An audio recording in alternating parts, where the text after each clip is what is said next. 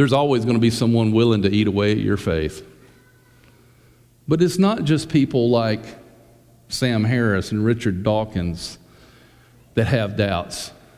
Real people, real believers, sometimes deal with doubt. Questions like, is God real? Why do people suffer? Is there really a heaven? And if there's really a heaven, is there going to be a judgment?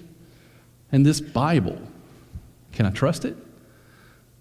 And it's okay to ask those questions. Those are good questions to ask, because the truth about this dirty little secret is this: most of us will live our entire lives teetering between worship and doubt. Worship and doubt.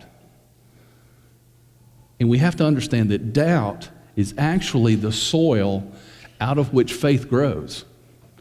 Because without doubt, there can be no faith. So, as we talk about this morning, as we talk about this over the next couple of weeks, I have two hopes, and actually two favors I want to ask of you. First, I hope you'll come prepared to be honest about your doubt.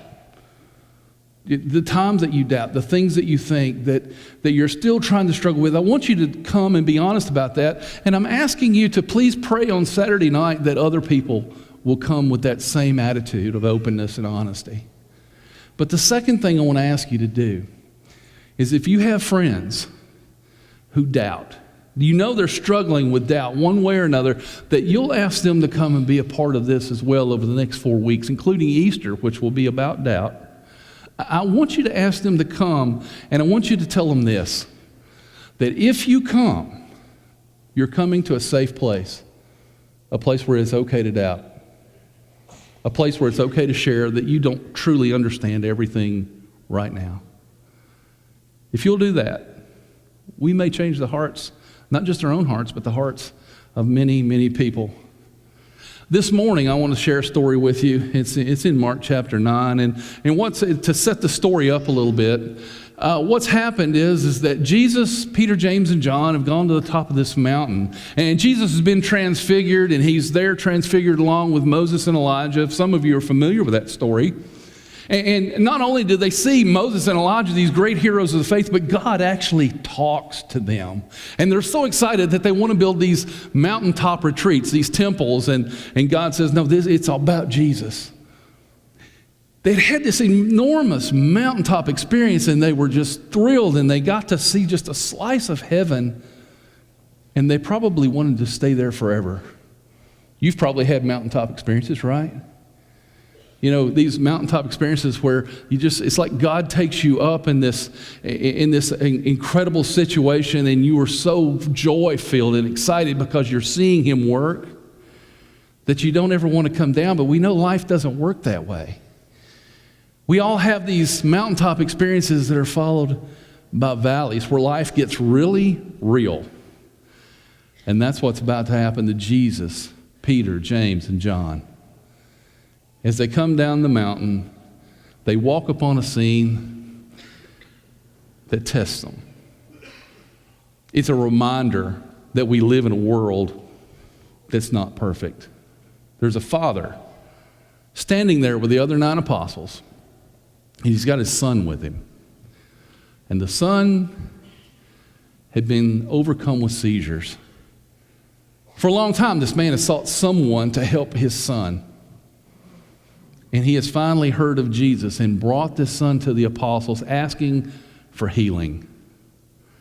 And if you're familiar with the story, you realize that they couldn't do anything, that they had failed. Oh, they weren't remedial apostles or anything, but life had just gotten really real.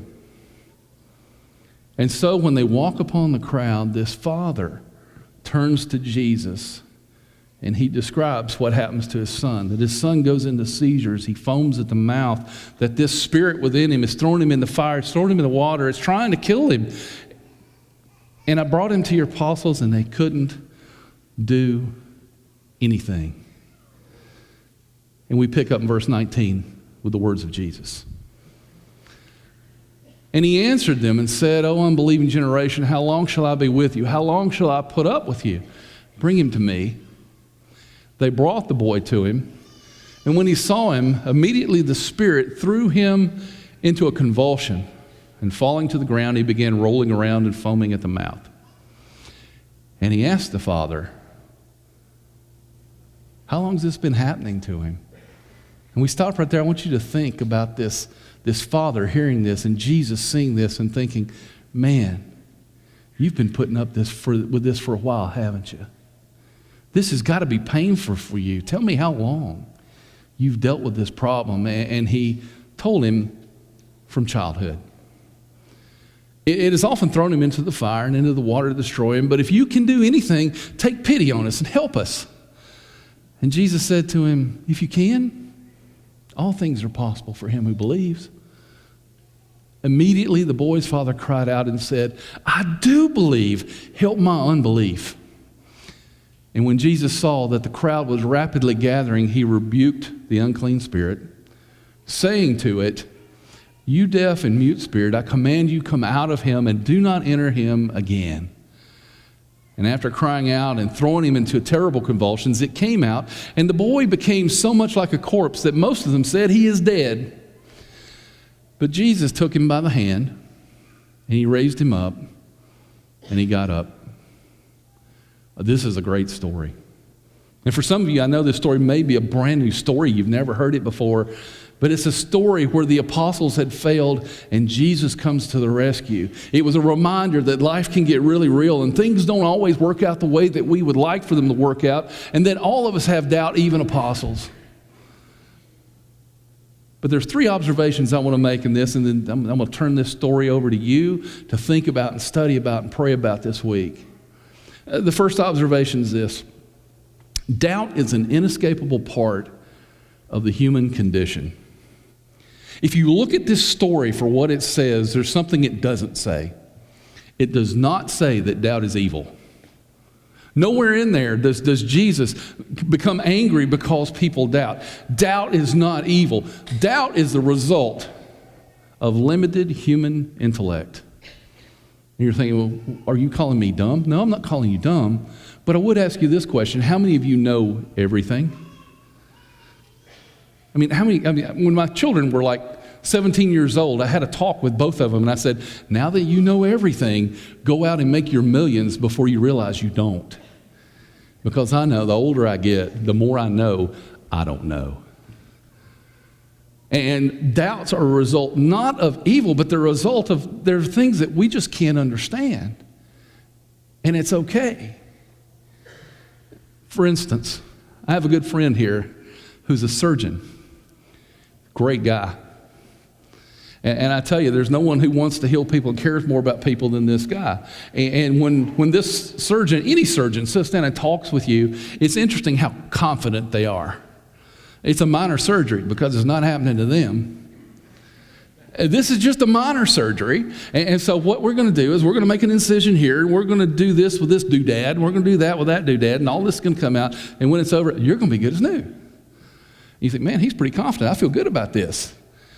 And then he pulls out this piece of paper called a release. And he has you sign something stating that, you know what, anything can happen while it's going on. You're not going to hold me responsible, blah, blah, blah. Why do they do that? Oh, they're confident, and they've done it a million times, but here's what they know. Even these people who are so smart and so educated and so confident will tell you sometimes things happen that we just can't control. Sometimes things are going to happen that we just don't know anything about. And that's what's happening in this story. Doubt is a part of the human condition. You look in verse 22, and we look at what the dad says.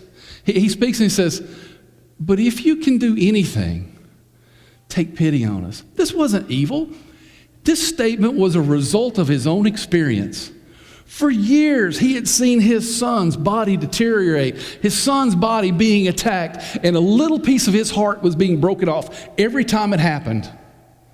And based on his experience, there was still this doubt in the back of his mind because no one had been able to do anything about it. And so when he makes this statement, if you can, it wasn't saying that he didn't believe Jesus could. It was just based on experience. There was just this little sliver of doubt. And Jesus answers this not in an accusing way, but in a way to draw him out. And in verse 23, we read this. It says, Jesus said to him, if you can, all things are possible to him who believes. And here's what Jesus is saying to him. You may not be sure, but I am. And I don't know what you're going through in your life, what your doubts are and what your troubles are. I have no way of telling you those things, but I can tell you this with all surety, and that is, even though we don't know, Jesus does. And in that, we can take a great deal of confidence. We're all going to doubt. It's part of the human condition. But when we don't know, Jesus does. Second observation is this. As long as we believe and live by faith, we're going to have doubt. Now, I put myself in this story sometimes, and when I read stories, I try to place myself in there. And here's how I know I would have responded to what Jesus just said. If you believe, all you have to do is believe, or if I can, all you have to do is believe. I'd have been the guy that said, oh, dude, I'm Team Jesus. I believe. I'm your man. I have no doubt. I know you can do this. Bring it on. And I would have lied through my teeth because I would have had the same doubts he did. I mean, I'd just taken him to the apostles. They couldn't do anything about it. But I'd have lied. I'd stood there and said, man, I'm on your side, Jesus. I dig it. And that's what I love about this man. He looks at him and he says, verse 24, immediately the boy's father cried out, and he was just emotional about this. And he says, I do believe. Help my unbelief. He's saying to Jesus, there's this huge part of me, Jesus, the reason I'm here, this huge part of me, I really think you can do something about this. But there's still this little part of me, based on my experience, that says, I'm not real sure.